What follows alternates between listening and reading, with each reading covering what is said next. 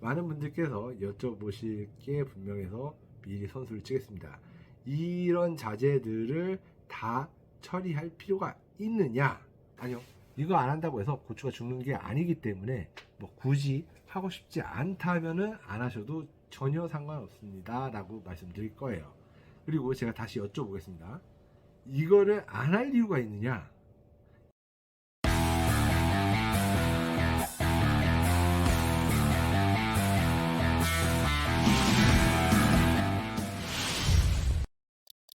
안녕하세요. 홍농상사 이병민입니다. 이제 5월이네요. 비가림 터널 작형으로 고추를 정식하신 분들은 이미 적용하고 계신 정식 한 달간 비배 관리 프로그램에 대해서 말씀을 드릴까 합니다. 이 비배 관리 프로그램은 제가 수년 전부터 만들어서 농가분들께 책자로 보급을 하고 있고요. 매년 수정과 보완을 해서 업데이트를 하고 있습니다. 요즘에는 뭐 이곳저곳에서 비싸게 카피하는 사람도 보이는 것 같더라고요. 그냥 제 책자를 어떻게 구해서 보고 누구나 카피는 할 수 있을 겁니다.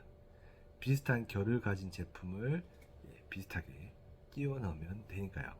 근데 그게 과연 제대로 된 효과가 있을까요? 짝퉁은 짝퉁일 뿐 오리지널을 이길 수가 없겠죠. 왜 오리지널이 오리지널이고 원조가 원조인지 알려드리겠습니다. 이 정식 한 달간 비벼관리 프로그램이 어떻게 설계됐는지 설명을 들으시면 바로 아실 겁니다. 일단은 기본적으로 고추의 생리적 특성 그리고 작형 구조를 제대로 이해해야 되고, 최근 연구된 데이터들 그리고 논문들을 분석을 해서 사용되는 자재들의 성분 그리고 작용 기작 그리고 필드 테스트까지 다 마친 다음에 각 자재들 간의 시너지 효과까지 전부 다 검토해서 만들어야 됩니다. 그게 프로그램이죠. 비슷하게만 따라 해도 뭐 기존에 안 주던 곳에 뭐 어떤 거든 주면은 좋아지는 건 맞겠죠.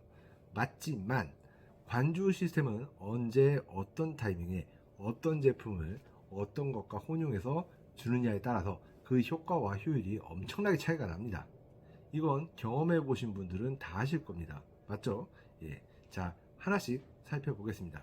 일단 제 비배관리 프로그램은 침지 처리를 했다는 전제로 설계됐습니다. 일단 정식 첫 1주차에는 루트시카가 관주로 들어갑니다. 루트시카 침지 처리할 때 사용했던 거죠.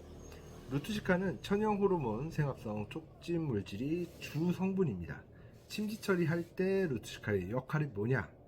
코트 내에 있는 이미 형성되어 있는 근권부를 자극함으로써 정식 직후에 뿌리에 가해지는 초기 충격, 모사리라고 하죠. 그 모사리를 최소화하고 발근에 대한 어떤 그 예열 과정 같은 거라고 보시면 됩니다. 시동을 거는 거죠. 사실 이 침지 처리를 하고 심은 모종들은 대부분 24시간에서 48시간 내에 새 뿌리를 땅에 다 받고 내립니다. 이렇게 모종을 정식하고 일주일 뒤에 루트시카를 다시 관주 처리하는 것은 침지 처리 목적과는 약간 다릅니다. 침지 처리는 남들보다 한 발 빠르게 성장에 그 시동을 거는 역할이라고 보시면 되는데, 그 원리가 뭐냐? 루트시카의 그 옥신 전구 물질, 그러니까 성장 호르몬인 옥신을 만들도록 지시하는 그 어떤 물질이죠. 그리고 활성 아미노산 이런 것들이 생리적으로 밝은 신호를 켜주는 겁니다. 더 쉽게 말하면은 이제부터 본격적으로 발근을 할 거니까 준비하고 있어라 라고 하는 거죠. 루트시카, 렌드콤, 메소나 등을 가지고 침지 처리를 해서 정식을 하면 그 정식 일주일이 지난 다음부터는 새로운 뿌리가 토양으로 뻗어나갈 수 있는 어떤 여건이 마련이 됩니다. 이 시기에 다시 루트시카를 관주하는 게 1주차 비효관리의 핵심 포인트인데요. 루트시카를 다시 관주하는 이유가 뭐냐? 루트시카의 주 목적이 뭐냐? 바로 이제 성장 호르몬 생합성을 촉진하는 제품이잖아요. 그 중에서도 그 옥신 생합성 촉진이 가장 주를 이루는데, 이 옥신을 생합성하는 그런 작용이 단발성이 아니라 연속성을 가지게 하기 위함입니다. 왜 이 연속성이 필요하냐? 옥신의 생합성이 연속성을 가지게 되면 본격적으로 세근이 잘 만들어지고 뿌리 퍼짐이 확대가 됩니다. 이게 다 수확량으로 직결이 되는 거고요. 무엇보다도 첫 한 달, 그 중에서도 첫 1주, 2주가 지상부 생육으로 전환하기 전에 오롯이 이 뿌리에만 집중할 수 있는 최적의 골든 타이밍입니다. 아무튼 이 시기에 다시 한번 루트 시간을 통해서 발근에 대한 자극을 주어야 남은 3주차, 4주차에 본격적으로 지상부 생육에 집중할 수 있습니다. 자, 그럼 두 번째, 2주차에는 무엇을 해야 되는가? 2주차에는 최대한 영양 생장을 위해서 익스트림을 관주합니다. 1주차에는 뿌리, 2주차에는 뿌리와 지상부 생육이 동시에 진행이 되거든요. 초기 한 달 동안 얼마나 초세를 잘 잡느냐에 따라서 작기 전체의 수확량이 결정이 됩니다. 그리고 이 초세는 잎의 수와 잎 면적, 즉 잎 크기에 비례를 합니다. 결국 잎은 광합성을 하는 그런 어떤 일꾼이라고 보시면 되고, 잎 면적은 그 일꾼이 얼마만큼 일을 많이 할 수 있는가에 대한 척도라고 보시면 되는데, 그렇기 때문에 이 두 번째 주에는 잎과 줄기가 크고 넓게 커질 수 있도록 성장 호르몬이 주 성분인 익스트림을 살포하는 게 굉장히 도움이 됩니다. 그리고 정식 2주 후부터는 관주 비료가 들어갑니다. 생육 상태에 따라서 조금 달라질 수는 있지만 100평 기준으로 0.7kg에서 1kg 사이를 맞춰서 시작을 하시면 됩니다. 점점 증량을 하시면 되죠. 자, 그리고 이제 3주차에는 뭘 주느냐? 랜더콘을 관주합니다. 지금까지 세 가지 자재가 나왔죠. 루트시카, 익스트림, 랜더콘. 그런데 왜 굳이 3주차에 랜더콘이 들어가야만 되는가? 이게 다 이유가 있습니다. 뭐냐? 미생물의 효과는 밝은 생리활성 물질, 항균 물질 등 기타 5만 가지 기능들이 있는데, 이 효과가 얼마나 유지가 될까요? 미생물의 효과는 그 개체수에 따라서 달라집니다. 이 개체수가 확 떨어지는 시점이 언제냐? 바로 2주 뒤부터입니다. 최첨 다 미세한 미생물을 뭔가 코팅을 해가지고 6개월 간다 어쩐다 하는 미생물들도 있었죠. 저도 미생물에 대해서 잘 모를 때는 그냥 와, 이거 기가 막히네 막 그랬거든요. 근데 그게 구라 혹은 과장이라는 거를 나중에 알았습니다. 나중에. 근데 그때도 조금 약간 의구심이 있었던 게 뭐냐? 이 제품이 6개월이나 간다면서 왜 2주마다 살포하라고 권장하는가? 이거 되게 궁금했었거든요. 그것도 이유가 있습니다. 개체수가 확 떨어지는 2주 뒤부터는 더 이상 드라마틱한 효과가 나오지 않습니다.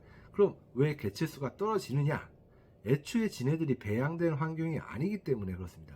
대부분 2주 뒤부터 사멸하기 시작하고 4주 정도가 지나면은 거의 다 죽습니다. 아주 일부만 살아남는 거고, 그런 놈들이 계속 쌓이고 쌓여야만 토양이 개량이 되고 밭이 좋아지는 거거든요. 아무튼 왜 3주차에 랜더콘을 넣느냐? 일단 침지 처리할 때 굉장히 고농도의 랜더콘이 들어갔기 때문에 최소 2주는 버티고, 그래서 3주차가 가장 최적의 타이밍인 거죠.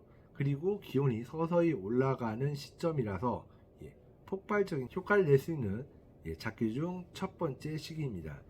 미생물은 온도가 높을수록 활성이 좋아지거든요.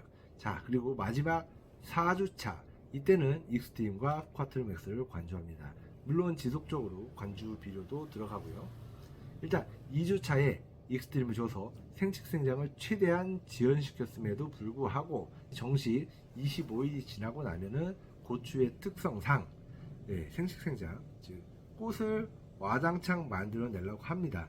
이 시기에 조금이라도 생식생장을 지연시키기 위해서 익스트림을 살포합니다. 초기 한 달간 루트시카, 익스트림, 랜더콘, 익스트림 조합으로 뿌리와 초세를 성장시켰기 때문에 유기물 소모도 굉장히 많아질 수밖에 없겠죠. 그래서 익스트림과 같이 혼용되는 자재가 뭐냐? 쿼트로맥스입니다.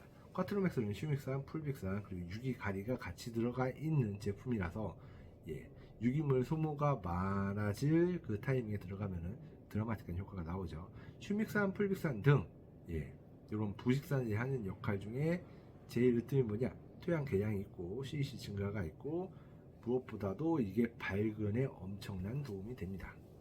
뭐 이런 것들은 다 논문으로 나와 있는 거고 뭐 제가 검증을 다 해본 것들입니다. 자, 어쨌든 한 달 동안에 어떤 제품들이 들어가느냐, 성장 호르몬, 생합성 촉진제, 그리고 영양생장 촉진제, 그리고 밝은 미생물, 그리고 휴믹산, 플리빅산 베이스의 밝은제, 쿼트로맥스죠.